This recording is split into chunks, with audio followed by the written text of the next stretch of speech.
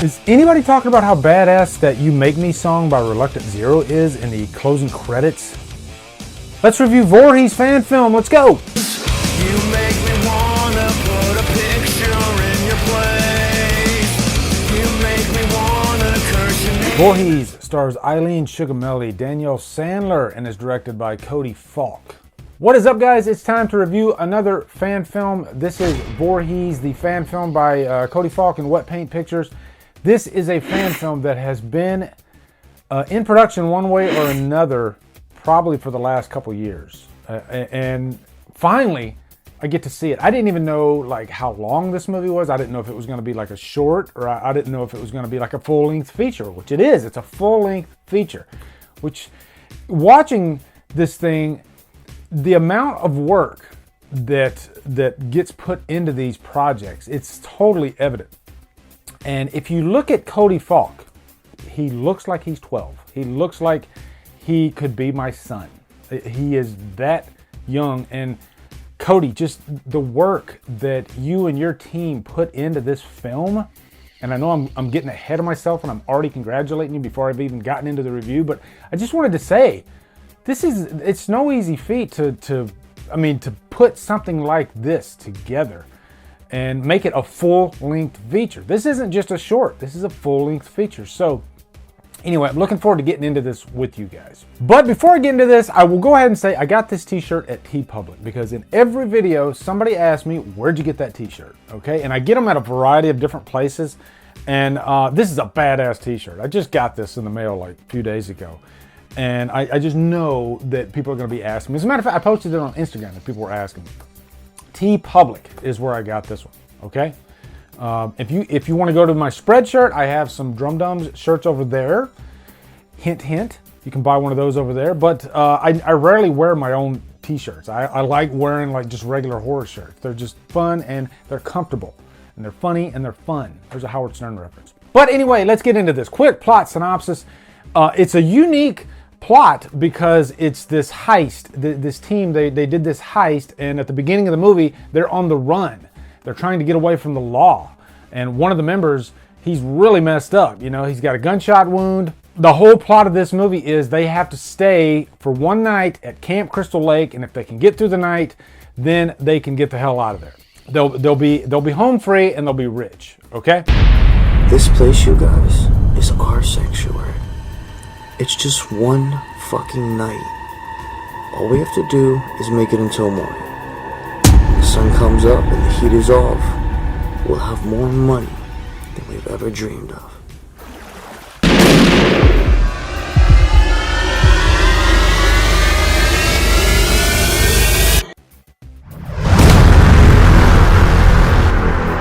You're just going to love the beginning of this movie, because you're going to automatically notice, if you're a big Friday fan, you're going to be like, that looks very interesting. That's New Jersey. Holy crap, they're actually in New Jersey where they did the first movie. And you're going to see a few locations from the very first movie. And it's a great way to start a fan film, or really any film, just to kind of wet your whistle and get you into the spirit of Friday the 13th. There's something about the locations in the first movie that really sit with me even more than any other entry in the franchise. I just love that little walkway, and I believe they're on like a little bridge there and all that. It reminds me of like the Northeast and Connecticut. My wife's from Connecticut, and there's a lot of areas that look like that. These little almost compressed looking buildings together, and it's just a beautiful sunny day. So right away I was so into that. I thought that was so cool that they actually went to that filming location and shot that. But automatically we're introduced to these two characters. One of them, her name is Elena. We see her going to this tombstone, and they don't show what's on the tombstone, and automatically your wheel starts spinning like, ooh, what could this be? Also, there are some Easter eggs in this. They don't get in the way of the story, but they do sprinkle a couple along the way. Pay attention to the tombstones. That's one of them. But there's a few of them sprinkled throughout this. But then right away, both these characters, they're kidnapped.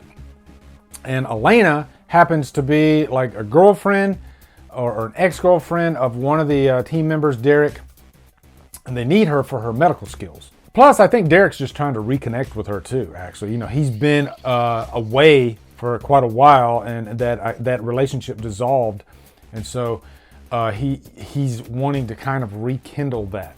But basically that's the story, and I think it works well because all these characters I think are fleshed out really well. We get to know them, we get to know all their inner struggles, and I think those make for the best characters when there's like stress involved, when they're in a situation that's really bad and they have to figure out a way to get out of it.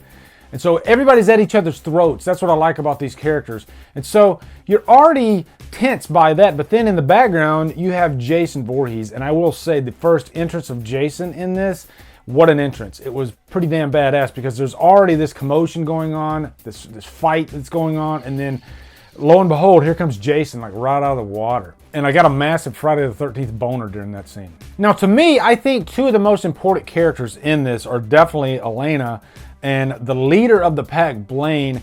And I will say this guy does a really good job actually of being just like a commanding force, a presence, saying, you need to get your shit together. You need to watch what the hell you're doing. You know, he's just completely in charge. And you need a character like that when you're in a situation that's this tense. So kudos to that guy. Blaine, he played Blaine. I liked him. And he had a cool look to him too, you know? Now, let me talk about Jason Voorhees real quick, okay? I wrote this guy's name down, Jordan Blanco. You, sir, were an amazing Jason Voorhees. He had kind of a mix of like Richard Brooker with a little bit of Derek Mears even in there. There's kind of a mixture of different Jasons in this particular portrayal. Even some Kane Hodder, because he does do the breathing thing too. But man, what a presence actually. And there's quite a few scenes where you feel, you know, scared for the characters, like you need to get the hell out of there because he is gonna freaking wreak havoc on you guys. And the kill scenes are, like you can tell they had a lot of fun on those nights when they were actually shooting the kill scenes because they're very creative, very bloody and fun. And my favorite is definitely gonna be the barn scene. You got this couple and they're like, it's a hookup. You always see a hookup scene in a Friday movie, right? So gotta have that in here. They don't really show anything, but the point of it is to just get them to this barn so that way Jason can have his fun. And of course he does, and I love the way those kill scenes are in that scene. I'm not gonna spoil it for you, but my favorite scene of the whole movie actually. But there's just a wide variety of kills in this too. So don't think you're gonna go into this and you're just gonna see like machete hacking. No, a lot of creativity across the map. And some nice surprises along the way too in terms of kills. Also, you're gonna see those Friday characters that we know and love. There's definitely a Harbinger of Doom type character in here. You got the sheriff and the deputy, or the chief and the deputy. And I like them in this too, actually. They're kind of fun.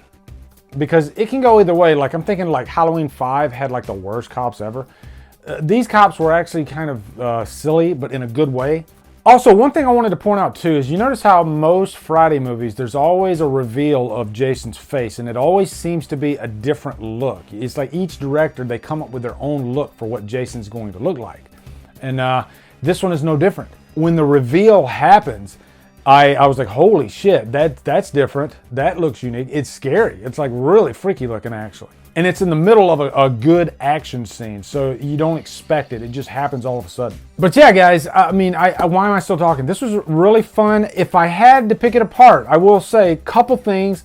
Some of the acting is shaky here and there, but you know, I cut them some slack because this is a fan film, and you're not gonna get like top tier level acting in fan films, you know, but the acting gets the job done for sure. I can tell that everybody that was a part of this, all the actors, they gave it 110%, okay? They definitely did that. It wasn't what I'd call lazy acting or anything like that, okay? It just, some of it was, I guess you could say a little bit amateurish, but you know, these are amateurs, you know? That's what you're gonna get in fan films. Also, the runtime, it's about an hour and 39 minutes. I think they could have shrunk it down just a little bit. I think you could have made this movie maybe like an hour and 20, something like that. It could have tightened it up just a little bit, but I wasn't bored at all. I will say that, and I did have a blast with the movie. I enjoyed Jason immensely. Jason was freaking badass in this actually.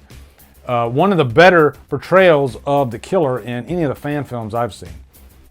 And the work, you could tell the work really went into this. Really ambitious score. Mad props to Cody Falk and Wet Paint Pictures for the work that they put into this. And I know, I talked to Cody offline from time to time, and I know that he's an ambitious guy. He's got a lot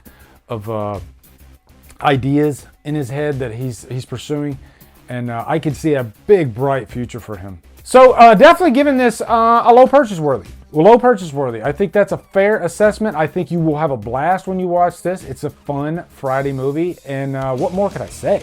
So anyway, guys, let me know in the comments your thoughts on Voorhees. Looking forward to hearing them. Also, be sure to come over to Killer Flicks, where we talk horror all day and every day, and on Fridays, we do Free for Fridays. Follow me at Drumdums on Facebook, Twitter, Instagram, and Letterboxd. Anyway, guys, thank you so much for watching. Have a great day, and Drumdum out.